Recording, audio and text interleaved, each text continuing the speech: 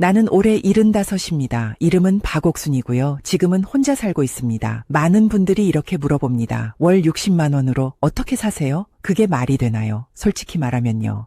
저도 예전엔 그렇게 생각했습니다. 아니, 불가능하다고 생각했습니다. 사람이 나이 들면 요양원 가야 하고 아니면 간병인을 써야 하고 그것도 안 되면 자식 집으로 가는 게 순서라고 저도 그렇게 배웠거든요. 저는 평생 가족을 위해 살았습니다. 남편을 위해 살았고 아이들을 키웠고 손주들이 태어났을 때는 정말 행복했습니다.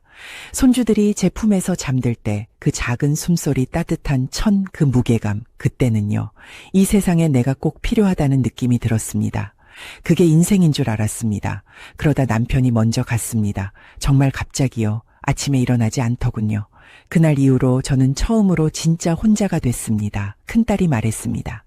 어머니, 저희 집에서 지내세요. 제가 얼마나 고마웠는지 모릅니다. 처음 몇 주는 괜찮았습니다. 밥도 같이 먹고 손주들도 옆에 있고 사람 소리도 들리고 집이 살아있는 느낌이었거든요. 그런데 어느 날 저녁이었습니다. 아주 평범한 저녁이었어요. 밥상에 앉아 있는데 큰며느리가 조심스럽게 말하더군요. 어머님, 혹시 방에서 드시는 게 어떨까요? 순간 숟가락이 손에서 떨어졌습니다. 덜컥 소리가 났고 아이들이 저를 봤습니다. 그 말이 무슨 뜻인지 바로 알겠더군요. 아이들 공부하는데 내가 밥 먹는 소리가 거슬린다는 뜻이었습니다. 그날부터 저는 방에서 혼자 밥을 먹었습니다. 처음엔 스스로를 설득했어요. 그래, 아이들 공부가 중요하지. 내가 조금만 참으면 되지. 그런데요. 이게 단순히 밥 먹는 장소가 바뀐 게 아니었습니다. 밥상에서 빠진다는 건 가족에서 한 발 물러난다는 뜻이더군요. 손님도 아니고 가족도 아닌 그냥 눈치 보는 사람이 되는 겁니다. 작은 딸 집으로도 가봤습니다. 여긴 괜찮을 줄 알았습니다. 그런데 비슷했습니다. 엄마, TV 소리 조금만 줄여줄래? 엄마, 밤에 화장실 갈 때 조심해. 애들이 깬대. 엄마, 밤에 물 좀 덜 마시면 안 될까? 그 말을 들은 날 물컵을 들었다가 그냥 내려놨습니다. 목이 말랐지만 참았습니다. 화장실도 참았습니다. 75해를 살면서 처음 느꼈습니다. 내가 여기 있어도 되나? 내 숨소리조차 누군가에겐 불편하구나. 그날 밤 불 끄고 천장만 봤습니다. 한참을 봤습니다. 내가 평생 가족을 위해 살았는데 이제는 짐이 된 건가, 부담이 된 건가, 그때 깨달았습니다. 자식과 함께 사는 건 사랑의 문제가 아니라 구조의 문제라는 걸요. 그래서 간병인을 생각했습니다. 돈으로 해결하면 되겠지 싶었습니다. 월 450만 원. 큰 돈이었지만 남편이 남긴 돈이 있으니까 내가 조금 편하면 되지 싶었습니다. 처음엔 좋았습니다. 할머니, 오늘 뭐 드실까요? 약도 챙겨주고 집도 치워주고 병원도 같이 가주고 아, 이게 사는 거구나 싶었습니다. 그런데 일주일쯤 지나니까 달라지더군요. 식비를 조금 더 주시면 제가 더 잘 챙길 수 있을 것 같아요. 어느 날은 제 앞에서 한숨을 쉬며 말했습니다. 할머니, 이렇게 검소하면 제가 밥하는 보람이 없어요. 그 말을 듣는 순간 가슴이 쿵 내려앉았습니다. 450만 원을 쓰면서도 존중받지 못한다는 느낌. 그때 알았습니다.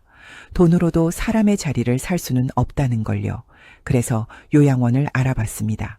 깨끗했습니다. 시설도 좋았고 사람들도 친절해 보였습니다. 그런데 딱 하루 일정표를 보는 순간 숨이 막히더군요.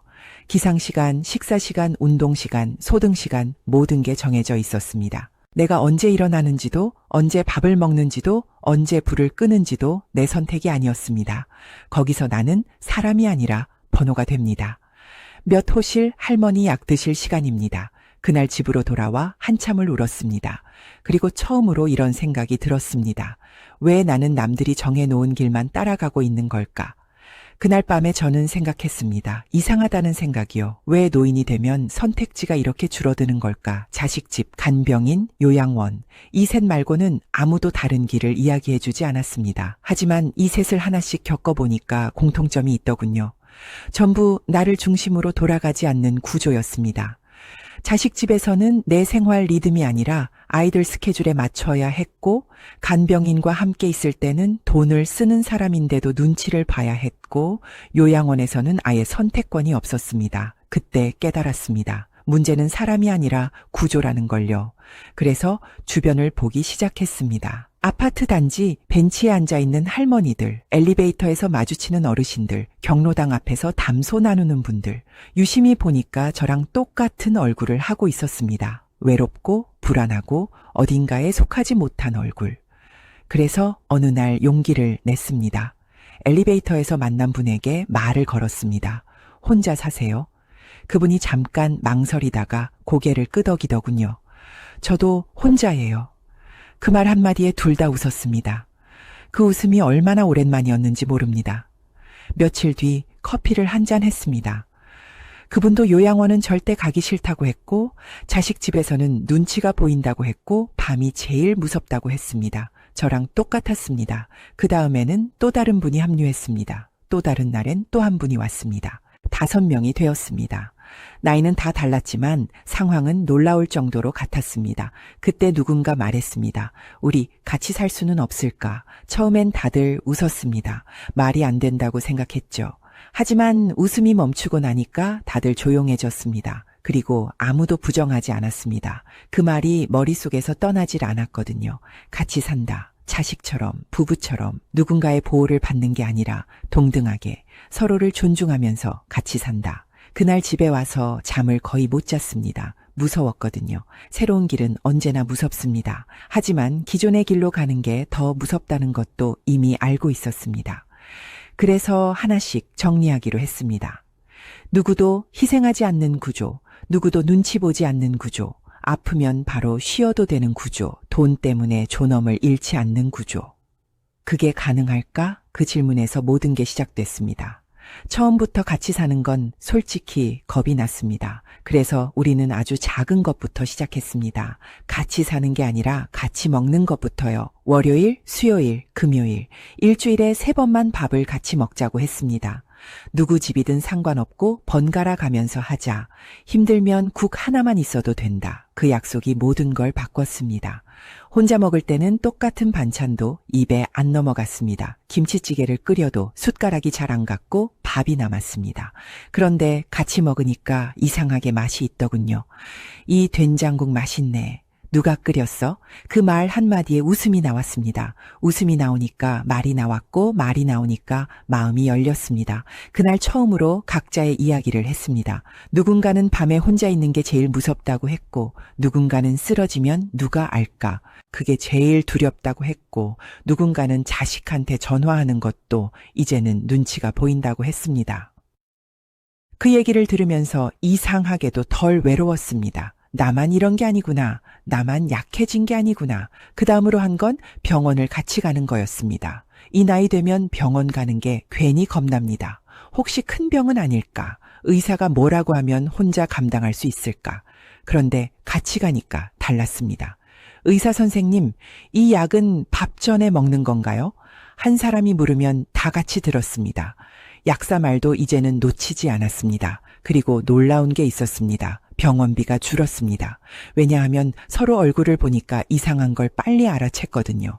언니, 요즘 안색이 안 좋아. 그 말 한마디가 큰 병을 막았습니다. 그 다음은 안전이었습니다. 매일 아침 단톡방에 글을 올렸습니다. 좋은 아침입니다. 5명 모두 아침 인사를 올리는 게 규칙이었습니다. 오전 10시까지 누군가 인사가 없으면 전화합니다. 전화도 안 받으면 직접 갑니다. 그 약속 하나만으로도 밤에 잠이 달라졌습니다. 누가 나를 기다리고 있구나. 내가 사라지면 알아줄 사람이 있구나. 그 생각이 얼마나 큰 위로인지 그때 처음 알았습니다. 그리고 시간이 지나니까 각자의 역할이 생겼습니다. 누군가는 요리를 잘했고, 누군가는 손재주가 좋았고, 누군가는 말하는 걸 좋아했고, 누군가는 스마트폰을 잘 다뤘습니다. 아무도 쓸모없는 사람이 없었습니다. 우리는 보호받는 존재가 아니라 서로에게 필요한 사람이 됐습니다. 그때 느꼈습니다. 이건 요양도 아니고 동거도 아니고 그냥 함께 사는 삶이라는 걸요. 현실적인 이야기를 안 할 수는 없었습니다. 아무리 마음이 편해져도 돈이 없으면 불안해집니다. 그래서 우리는 숫자를 꺼냈습니다.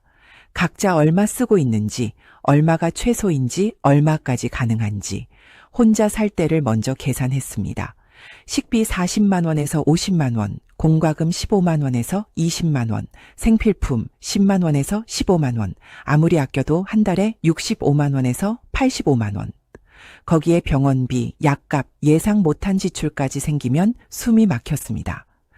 그 다음 함께 사는 구조로 다시 계산했습니다. 밥은 공동으로, 장보기도 함께, 불필요한 건 안 사고 꼭 필요한 것만. 공동식비 1인당 20만 원에서 25만 원 공과금, 1인당 5만 원에서 8만 원 공동 생필품, 1인당 5만 원 개인 필수비, 5만 원에서 10만 원 합계 35만 원에서 50만 원, 거의 절반이었습니다. 이때 처음으로 숨이 좀 쉬어졌습니다. 그런데 여기서 끝이 아니었습니다. 돈을 아끼는 것만으로는 마음이 불안하더군요. 조금이라도 들어오는 돈이 필요했습니다. 그래서 각자 할 수 있는 걸 조금씩 했습니다. 저는 이야기를 좋아했습니다. 그래서 아이들 대상으로 옛날 이야기 교실을 열었습니다. 한 달에 20만 원, 큰 돈은 아니지만 제가 번 돈이었습니다. 누군가는 손재주가 좋아서 소품을 만들었습니다. 컵받침, 작은 가방, 손바느질 물건들. 온라인에 올렸습니다. 처음엔 몇 개, 그 다음엔 조금씩. 한 달에 30만 원에서 50만 원. 그거를 혼자 가지지 않았습니다. 우리 5이 같이 나눴습니다. 한 사람당 6만 원에서 10만 원. 그리고 또 한 명은 스마트폰을 배웠습니다. 영상은 서툴렀고 목소리는 떨렸지만 포기하지 않았습니다. 유튜브로 한 달에 10만 원에서 15만 원. 모두 합치면 한 사람당 월 20만 원 안팎. 이 돈이 기적처럼 느껴졌습니다. 왜냐하면 그 돈이 크지 않아도 의미가 있었기 때문입니다. 나는 아직 쓸모 있는 사람이구나. 아직 필요한 사람이구나. 결국 계산은 이렇게 나왔습니다. 지출 35만 원에서 50만 원, 소득 20만 원 안팎 실제 부담 월 30만 원에서 40만 원. 혼자 살 때보다 절반 이하였습니다. 하지만 더 중요한 건 숫자보다 마음이었습니다. 돈이 줄어서가 아니라 불안이 줄어서 살 수 있었습니다. 그제야 확실해졌습니다. 왜 나는 요양원이 싫었는지, 왜 간병인도 끝까지 마음에 안 들었는지, 그곳들은 나를 돌봐주긴 했지만 나를 살아있게 하진 않았습니다. 시간표대로 움직이고 규칙대로 먹고 정해진 말만 듣고 정해진 자리에 앉아야 했습니다. 안전하긴 했습니다. 깨끗했고 관리도 잘 되어 있었습니다. 하지만 나는 점점 사람이 아니라 관리 대상이 되어갔습니다. 이름 대신 호실번호로 불리고 내 의지는 늘 뒤로 밀렸습니다. 언제 일어날지도, 언제 밥을 먹을지도, 언제 불을 끌지도 내가 정하지 않았습니다. 그게 가장 무서웠습니다. 몸이 늙는 건 견딜 수 있었습니다. 하지만 내가 사라지는 느낌은 견딜 수 없었습니다. 지금의 삶은 다릅니다. 아침에 눈이 떠질 때 일어납니다. 밥이 먹고 싶을 때 밥을 먹고 산책하고 싶을 때 나갑니다. 누가 명령하지 않습니다. 누가 재촉하지도 않습니다. 아프면 쉬고 힘들면 도와줍니다. 그게 규칙입니다. 우리는 서로를 간병하지 않습니다. 서로를 관리하지도 않습니다. 그냥 함께 살아갈 뿐입니다. 누군가 아프면 병원에 같이 가고 누군가 우울하면 말없이 옆에 앉아줍니다. 그것만으로 충분합니다. 나는 이제 짐이 아닙니다. 누군가의 부담도 아닙니다. 누군가에게 필요한 사람이고 기다려지는 사람입니다. 그리고 가장 중요한 변화는 이겁니다. 나는 미래가 무섭지 않습니다. 혼자 쓰러질까봐 밤마다 불안하지 않고 아침이 오지 않을까 두렵지 않습니다. 내일이 기다려집니다. 요양원을 선택하지 않은 건 용기가 아니라 살기 위한 선택이었습니다. 도망이 아니라 정면으로 고른 길이었습니다. 만약 지금 당신이 이 영상을 보면서 나도 저렇게 살 수 있을까 그 생각이 스쳤다면 이미 첫 발은 떼신 겁니다. 이건 특별한 사람만 하는 선택이 아닙니다. 부자만 하는 것도 아니고 운 좋은 사람만 하는 것도 아닙니다. 조금 용기 내서 말 한마디 건네면 시작할 수 있는 삶입니다. 혼자는 어렵지만 함께라면 가능합니다. 노후는 끝이 아닙니다. 정리도 아닙니다. 다시 사람으로 사는 또 하나의 시작입니다.